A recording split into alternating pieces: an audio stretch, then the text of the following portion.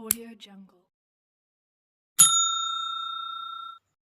Hello दोस्तों, नमस्कार। REET 2025 level 2 के लिए सामाजिक अध्ययन संपूर्ण कोर्स पर आधारित वन लाइनर क्वेश्चन हम यहाँ पर देखने वाले हैं साथियों। इसमें कुल 60 क्वेश्चन देखेंगे और क्वेश्चन अति महत्वपूर्ण होंगे जो पिछली प्रतियोगी परीक्षा रीट, आरटेट, सीटेट में आए हुए क्वेश्चन है साथियों। और ये सीरीज चल रही है 5 नंबर वाली। सभी क्वेश्चन हम विस्तृत रूप में देखने की कोशिश करेंगे। तो चैनल पर अगर आप पहली बार देख रहे हो तो चैनल को सब्सक्राइब।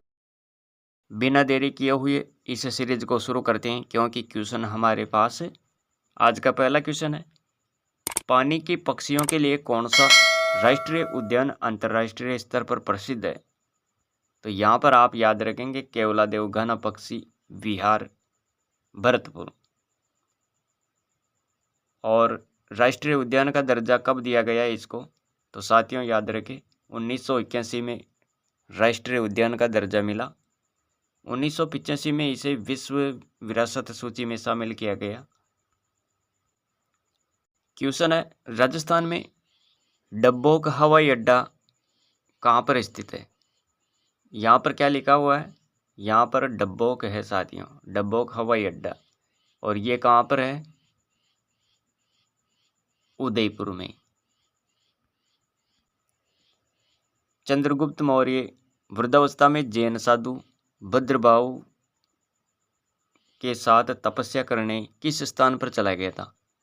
तो चंद्रगुप्त मौर्य वृद्धावस्था में जैन साधु भद्रबाहु के साथ तपस्या करने किस स्थान पर चला गया था? तो याद रखिएगा श्रवण बेलगोला। जीवन के अंतिम समय में चंद्रगुप्त मौर्य ने जैन धर्म अपना लिया था। श्रवण बेलगोला में चंद्रगिरी पर्वत पर इसने 298 ईसा पूर्व के लगभग संलेखना पद्धति से इसने प्राण त्याग दिए थे। सम्राट अशोक ने अपने राज्याभिषेक के 20वें वर्ष किस स्थान की यात्रा की और वहां का ग्राम कर मुक्त घोषित कर केवल भाग लेने की घोषणा की? ये हिस्सा लेने की उसने क्या की? घोषणा की साथियों। तो वह कौन सा स्थान है? लुम्बिनी। क्वेश्चन है पांचवा, अभिलेखी साक्ष्यों के आधार पर गुप्तों का आदि पुरुष किसे माना गया? अभिलेखी साक्ष्यों के आधार पर गुप्तों का आदि पुरुष किसे माना गया? श्री गुप्त को। और श्री गुप्त गुप्त वंश का प्रथम राजा हुआ और गुप्त वंश का ये संस्थापक था। संभवतः अयोध्या गुप्तों की पारंपरिक राजधानी थी। Doctor KP. जायसवाल व स्मिथ ने श्री गुप्त को लिच्छवियों का सामंत कहा। तो ये भी जानकारी है जो आप यहाँ पर देखेंगे। 6 नंबर का क्वेश्चन देखो साथियों, और क्वेश्चन क्या है? लिच्छवी राजकुमारी कुमार देवी से विवाह संबंध किसने स्थापित किया था? चंद्रगुप्त प्रथम ने। किसने किया था? चंद्रगुप्त प्रथम ने किया था दोस्तों। 7वां क्वेश्चन है, थानेश्वर शासक राज्यवर्धन की हत्या 2 केसे किसने की? तो गौड़ शासक संसाक आपको याद रखना है। कालीबाई राजस्थान के किस आंदोलन से संबंधित है? रास्तापाल। और शहीद आदिवासी भील साक्षरता की देवी बीरबाला कालीबाई 1947 में शहीद हुई थी। 9वां क्वेश्चन देखो, साधु सीताराम राजस्थान के किस आंदोलन से संबंधित है? साधु सीताराम राजस्थान के कौन से आंदोलन से संबंधित है? बिजोलिया किसान आंदोलन। क्या याद रखेंगे? बिजोलिया किसान आंदोलन है साथियों। वनस्थली विद्यापीठ से कौन संबंधित थी? रत्न शास्त्री। क्वेश्चन है, देश हितैषणी सभा कब स्थापित की गई? देश हितैषणी सभा कब स्थापित की गई? 2 जुलाई 1877 याद रखना है। और ये कहाँ पर स्थापित की? उदयपुर में। इस सभा की अध्यक्षता सज्जन सिंह ने की थी। और इस सभा में 32 सामंत होते हैं। कितने? 32 सामंत होते थे। इस सभा का क्या उद्देश्य था? तो याद रखना, वैवाहिक समस्याओं को सुलझाना इनका मुख्य कार्य था। देश हितैषणी सभा, और ये कब स्थापित की गई? 2 जुलाई 1877 को उदयपुर में। अगला क्वेश्चन देखो, खेजड़ी का पेड़ किस लोक देवता से संबंधित है? खेजड़ी का पेड़ गोगा जी से संबंधित है, और गोगा जी को जाहर पीर के नाम से भी जाना जाता है। मेला कब भरता है? तो यहाँ पर आपको भादो कृष्ण पक्ष नवमी याद रखनी है, और कहाँ पर? गोगा मेडी हनुमानगढ़ में। इसे हिंदू व मुसलमान दोनों पूजते हैं। मोहम्मद गजनवी के साथ इन्होंने युद्ध किया था साथियों। 13 नंबर का क्वेश्चन देखो, किस त्योहार पर घूमर नृत्य का आयोजन होता है? किस त्योहार पर घूमर नृत्य का आयोजन होता है? गणगौर पर। गणेश्वर सभ्यता किस काल से संबंधित है? तो ताम्रकांस्य युग। 15 नंबर का क्वेश्चन, और क्वेश्चन क्या है? अली बख्शी ख्याल राजस्थान के कौन से क्षेत्र से प्रचलित लोक नाट्य शैली है? अली बख्शी ख्याल राजस्थान के कौन से क्षेत्र से संबंधित प्रचलित लोक नाट्य शैली है? अलवर। और अलवर में क्या है? मूसी महारानी की छतरी। जयपुर चित्रकला शैली का स्वर्ण काल किस शासक के काल को माना जाता है? सवाई प्रताप सिंह। राजस्थान में केंद्रीय भेड़ प्रजनन केंद्र कौन से स्थान पर स्थित है? यहाँ पर क्या लिखा हुआ है? भेड़। अबिकानगर, टोंक। क्या याद रखेंगे? अबिकानगर। रतनाड़ा हवाई अड्डा कहाँ पर स्थित है? अब यहाँ पर आ गया रतनाड़ा हवाई अड्डा, जोधपुर। और डब्बोक हवाई अड्डा ये उदयपुर में है। उत्तर पश्चिम रेलवे का मुख्यालय स्थित है। उत्तर पश्चिम रेलवे का मुख्यालय कहाँ पर है? जयपुर में। और वर्तमान में भारत में रेलवे जोन संख्या कितनी है? 17। और भारत में प्रथम रेल कब चली? भारत में प्रथम रेल कब चली? तो ये याद रखें, यहाँ पर 16 अप्रैल 1853 को थाने से मुंबई के बीच 35 किलोमीटर तक चली साथियों। राजस्थान की बात करें तो राजस्थान में प्रथम रेलगाड़ी चली थी 1874 में, बांदीकुई से आगरा फोर्ट के मध्य। क्वेश्चन है 20 नंबर का, मरुस्थलीकरण के विस्तार से संरक्षण की कौन सी तकनीकी सबसे उपयुक्त है? तो वातरोधी वृक्षारोपण पट्टी याद रखना यहाँ पर। 21वां क्वेश्चन देखो, राष्ट्रीय मरु उद्यान राजस्थान को किस नाम से भी जाना जाता है? राष्ट्रीय मरु उद्यान जीवाश्म पार्क किस नाम से जाना जाता है? जीवाश्म पार्क के नाम से जाना जाता है। ये सभी क्वेश्चन रीट सी-टेट में आए हुए क्वेश्चन है साथियों, तो इसे बड़ा ध्यान से देखिएगा क्योंकि ये मॉडल पेपर वाले क्वेश्चन है। जीवाश्म पार्क के नाम से जाना जाता है, और आकलवुड फॉसिल्स पार्क भी आपको याद रखना है, जैसलमेर के मरु उद्यान में है ये। इस अभ्यारण्य में 18 करोड़ वर्ष पुराने पेड़ पौधों के जीवाश्म पाए जाते हैं। यहाँ पर क्या पाया जाता है? इस अभ्यारण्य में 18 करोड़ वर्ष पुराने पेड़ पौधों के जीवाश्म पाए जाते हैं।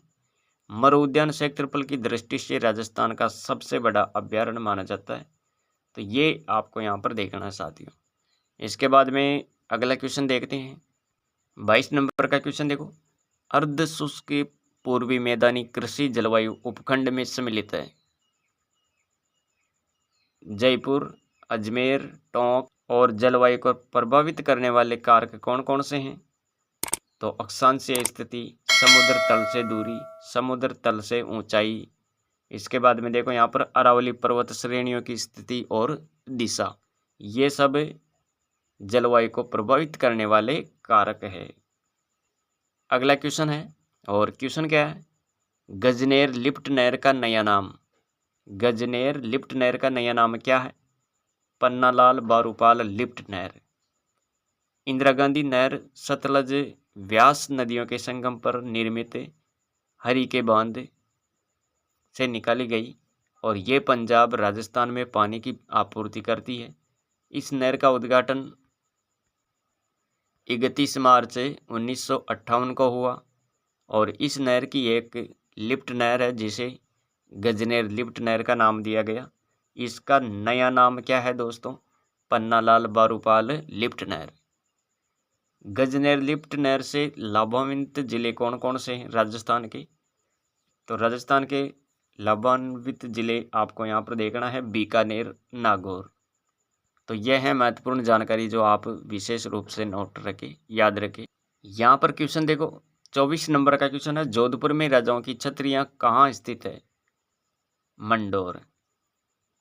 भारतीय संविधान सभा का गठन किया गया था कैबिनेट मिशन योजना 1946 के अंतर्गत। भारतीय संविधान सभा का गठन किसके अंतर्गत किया गया था?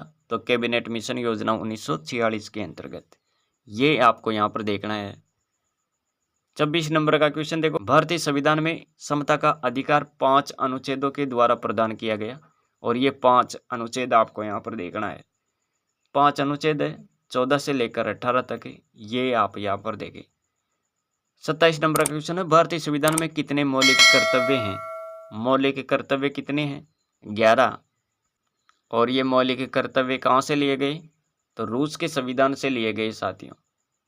सरदार स्वर्ण सिंह समिति की अनुशंसा पर संविधान के 42वें संशोधन 1976 में या 42वें संशोधन 1976 द्वारा संविधान में 10 मौलिक कर्तव्य जोड़े गए। 11वां मौलिक कर्तव्य 86वें संशोधन अधिनियम 2002 के तहत जोड़ा गया। ये आपको यहाँ पर याद रखना है। मौलिक कर्तव्य भाग 4 क में अनुच्छेद 51 क के तहत रखा गया। यह भी आपको यहाँ पर देखना है साथियों। इसके बाद में मौलिक कर्तव्य हो गया, अब मौलिक अधिकार की भी बात करते हैं यहाँ पर। और ये कितने हैं? 6। मौलिक अधिकार कितने हैं? 6 हैं। मौलिक अधिकार 6 और अनुच्छेद 14 से लेकर 32 तक है। इसे संयुक्त राज्य अमेरिका से लिया गया। मौलिक अधिकार का वर्णन की बात करें तो साथियों भाग 3 याद रखें, संविधान का भाग 3 अनुच्छेद 12 से 35 तक इनका वर्णन है। यहाँ पर देखो अगला क्वेश्चन क्या है, लोकसभा का अधिवेशन गठित करने हेतु गणपूर्ति कितनी है? तो लोकसभा अधिवेशन हेतु गणपूर्ति कोरम कुल सदस्य संख्या का ये भाग आपको याद रखना है। यहाँ पर देखो 29 नंबर का क्वेश्चन, और क्वेश्चन क्या है, सर्वोच्च न्यायालय का न्यायाधीश अपना त्याग पत्र त्याग सकता है। किसको पत्र लिखकर त्याग सकता है? राष्ट्रपति को। भारतीय संविधान के अनुच्छेद 78 में किसके दायित्वों का प्रावधान है? प्रधानमंत्री के दायित्वों का। क्या याद रखेंगे यहाँ पर? अनुच्छेद 78 में किसके दायित्वों का प्रावधान है? तो प्रधानमंत्री के दायित्वों कर्तव्यों का प्रावधान है साथियों।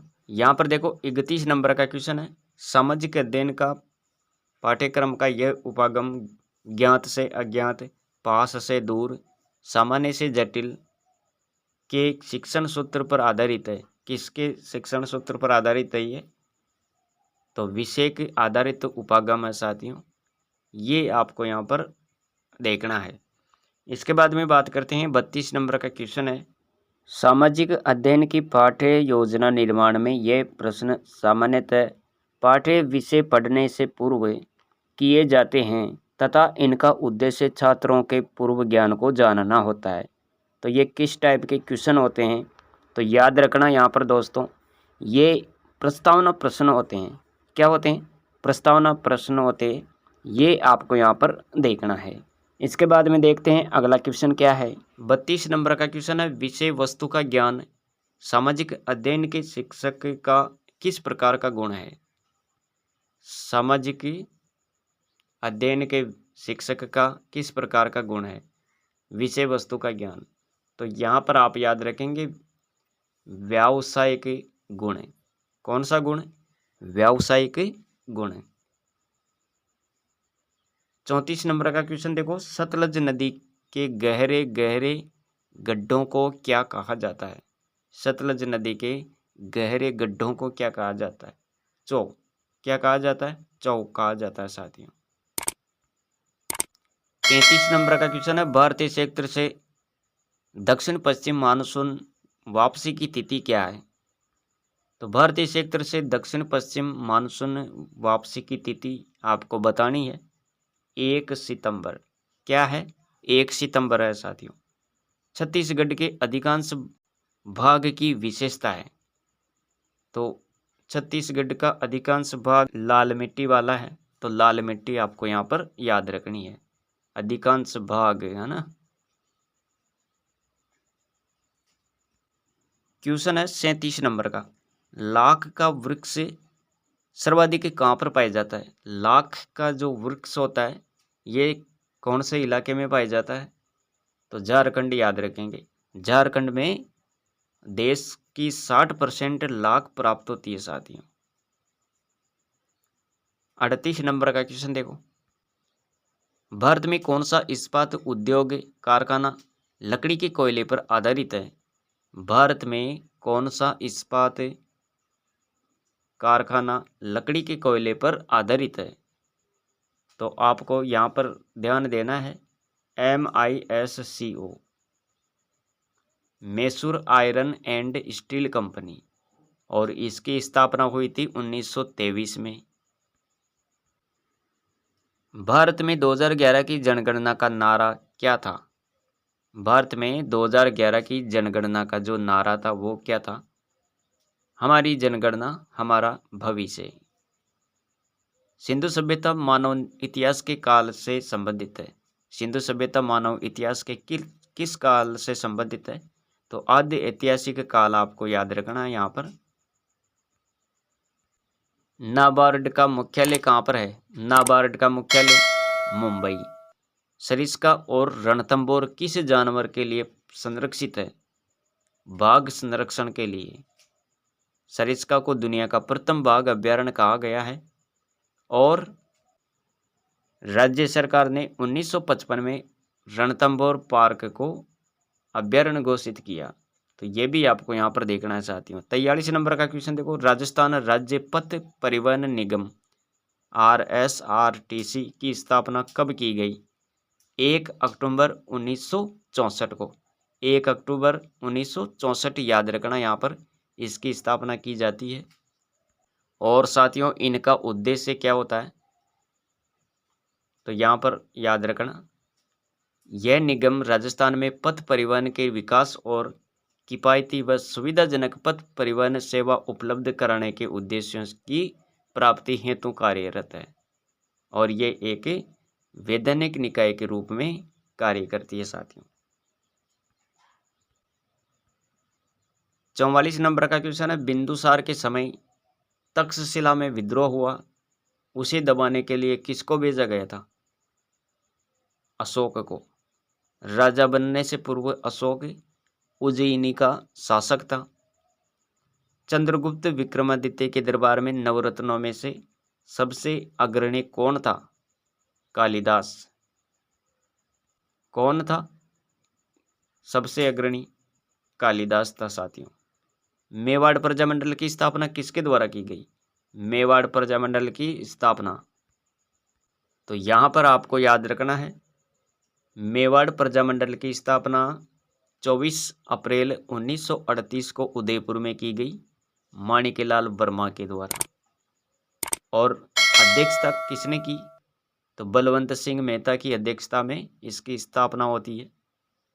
मेवाड़ प्रजामंडल की स्थापना उपनिवेशवाद और सामंतवाद के खिलाफ लड़ने के लिए की गई थी साथियों, और इसका मकसद सभी को मौलिक अधिकारों तक पहुंचाना या मौलिक अधिकारों तक पहुंच दिलाना था। मेवाड़ प्रजामंडल ने भारत छोड़ो आंदोलन में सक्रिय रूप से हिस्सा लिया था। तो ये है महत्वपूर्ण जानकारी जो आप यहाँ पर देख पा रहे हैं। 47 नंबर का क्वेश्चन देखो, क्वेश्चन क्या है? रूपा जी और कृपा जी शहीदों का संबंध किस आंदोलन से है? तो वह आंदोलन है बेंगू किसान आंदोलन। 48 नंबर का क्वेश्चन है,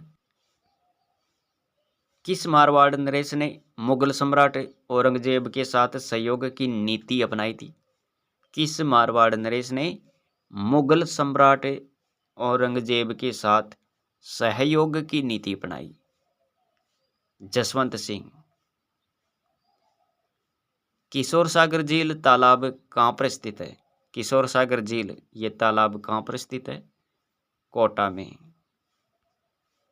अगला क्वेश्चन देखो, झाड़साई सिक्के राजस्थान की कौन सी रियासत में प्रचलित थे? झाड़साई सिक्के जयपुर रियासत में।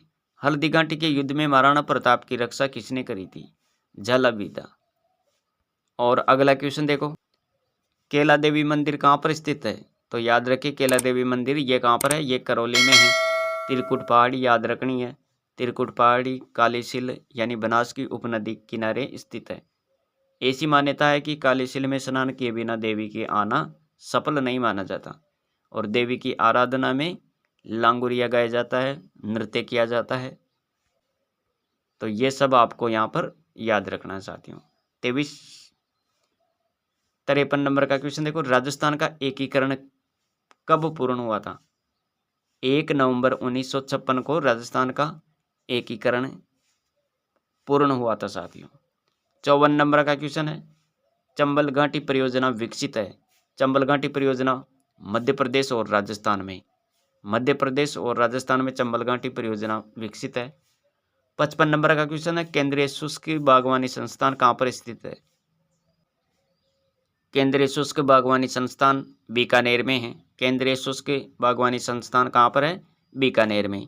56 नंबर का क्वेश्चन देखते हैं, दूध बावड़ी कहाँ पर स्थित है? दूध बावड़ी तो माउंट आबू सिरोही। प्रसिद्ध चित्रकार साहिब राम राजस्थानी चित्रकला की किस शैली से संबंधित है? जयपुर शैली से संबंधित है साथियों।